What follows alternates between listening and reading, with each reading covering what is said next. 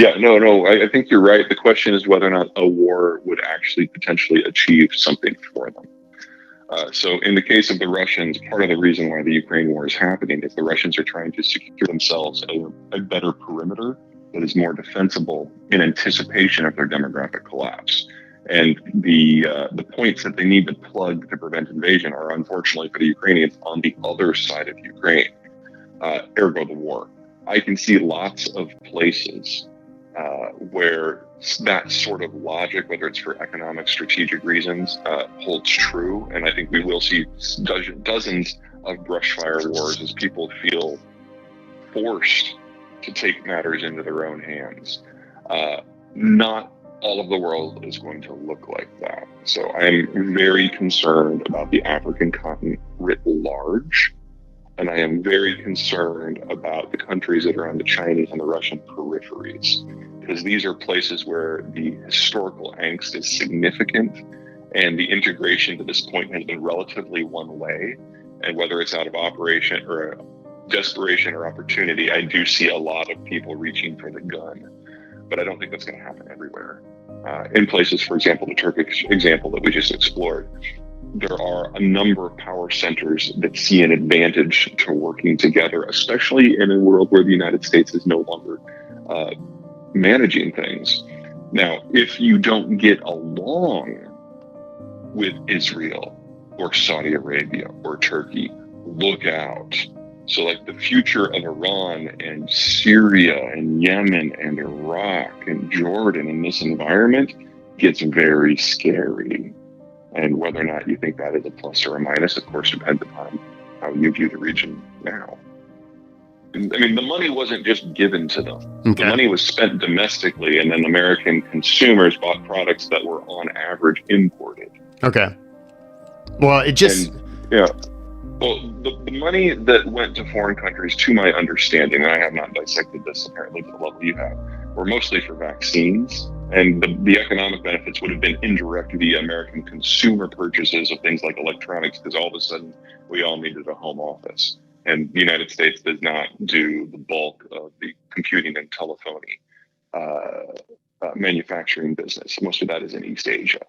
As for trade as usual, that really wasn't an option, especially in 2020 with lockdowns being the norm. And as Asia opened up in 2021, wow, the health cost of that was significant. Now that we're in the end of 2022 and pretty much everyone in the world has a combination of natural immunity and vaccinated immunity, we're in a better situation now. But I try not to be too hard on the policymakers who are dealing with an unprecedented situation. It's not like we had any examples in human memory of how to handle something like COVID. We were literally making it up as we went. And I don't think local government officials get enough credit. I mean, did we all make the right decisions every single time? Of course not. But there was no playbook. And everybody did the best that they could, in my opinion. Sure. In the world before World War II, from Reconstruction to World War II, the United States just went on this massive growth spurt because we were metabolizing basically a continent worth of resources. Our population was expanding greatly, and we were reaching out to establish trade links with other countries. Sometimes we weren't very kind about it, but it generated the fastest economic growth we had ever known. And it was going hand in hand with the early industrialization process. World War II stopped that. We stopped that on purpose because we found out that with a world that was in the atomic age, that sort of expansion would trigger conflicts. And anyway, there were other power centers in the Eastern Hemisphere who had their own ideas about how things would go, and one of them was the Soviet Union. So containment bubbled up. And in order to build the alliance, we had to sacrifice a lot economically, because otherwise we would have been, militarily occupying the entire world. We found out in Iraq, again, that we're not very good at doing that when it's only one country. Can you imagine doing it for 100? I mean, there's nothing about that would have worked. So we tamped down our economic opportunities in order to encourage the economic opportunities of other places. But that era is now coming to an end. And if the United States is somewhat unconstrained and can focus more on its own economic interests, then we kind of go back to where we were in the 1910s and the 1920s, just with a much larger economy, with a much more powerful military, and a much higher technological base. At the same time, most of the rest of the world is stagnating or falling. So the explosion of economic activity we're going to see in this coming century is massive.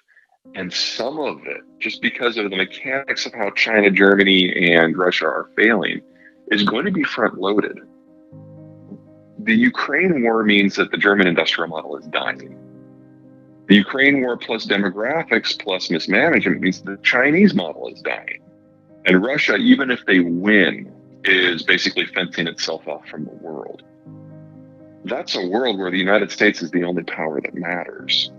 That's a world in which the United States needs to double the size of its industrial plant just to make the goods that the population has become accustomed to.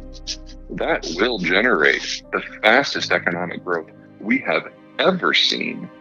And on the backside of that transition period, our supply chains will be local, they'll be closer to their consumers, they'll have fewer steps, they'll be harder to disrupt, they'll be broadly immune to things that happen in the Eastern Hemisphere. It will employ people that are from this continent and serve people who are from this continent. We finally get to where we would have been probably in 1950 if the world wars had not happened. And that is the start of an American century. Oh, well, one of the beautiful things about geography is it does not change very quickly. I mean, you're talking under normal circumstances, thousands of years to have an evolution in something that would make a meaningful difference. So history is just events playing off across the same geography, often in the same way, it's just in different eras with different personalities. So once you figure out, the mechanics of a region, like how the mountains and the plains and the rivers and the oceans interplay to create the entity that is there, the culture that is there, you can then dial back through history till you get to the beginning. And one of the things I enjoy most, and I try to make this core to most of my work, is telling the story from the very beginning, like, pre-industrial, not just pre-industrial, but pre-sedentary agriculture, to see how, as the technology evolves, our relationship with our geography changes. The geography doesn't change, our relationship changes because all of a sudden we have a new tool. So sedentary agriculture gave rise to certain types of civilizations that then ruled their worlds for not centuries, but millennia. But in time, that gave way to advances in metals, which shifted the geographies that were successful somewhere else. Industrialization and deep water navigation did the same things. And so the story replays, but kind of with a new player. And I just find that entire process fascinating. And a lot of what the book is showing how through these technological ages we got to where we are. Globalization made a dramatic transformation, and deglobalization puts us back in a world where the interplay with technology and geography will once again determine much of the human condition. And we're already knee deep in that transition. Yeah, I think you're right. I think we're going to have a lot more of that. So the very concept of mercantilism is that you try to keep the sensitive parts of your economy not just insulated from everybody else. You deliberately overproduce and then product dump on captive markets, both to generate the income that you were after, as well as to destroy potential competition in the future. So, for example, in the early industrial age, the Brits had industrialized, the Germans had not. The Germans had the most productive guild manufacturing, but they hadn't industrialized. So the Brits would dump their surplus products, things like textiles, on the German market and basically cause a deflationary collapse within the local economy. I expect we will see a lot of that from the parts of the world that are more successful moving forward. Unfortunately, the last time the United States did this, we called it dollar diplomacy, and it generated a lot of political destruction in China and earned us a lot of angst and anger throughout Latin America that still exists today. I'm hoping we'll be a little bit less of a prick about it this next time, but I can see the Japanese doing the same thing. The French will absolutely do the same thing. The UN was the UN was useful in two ways. Number one, there's a lot of minutia that needed to be taken care of in order to manage the globalized system, things like mail and international standards. And for that, the UN was actually pretty good. Second, it kept great power competition. It kept the players talking. And in a bipolar world between the Soviets and the Americans, it was useful to force certain conversations into the open so that they didn't turn into shooting.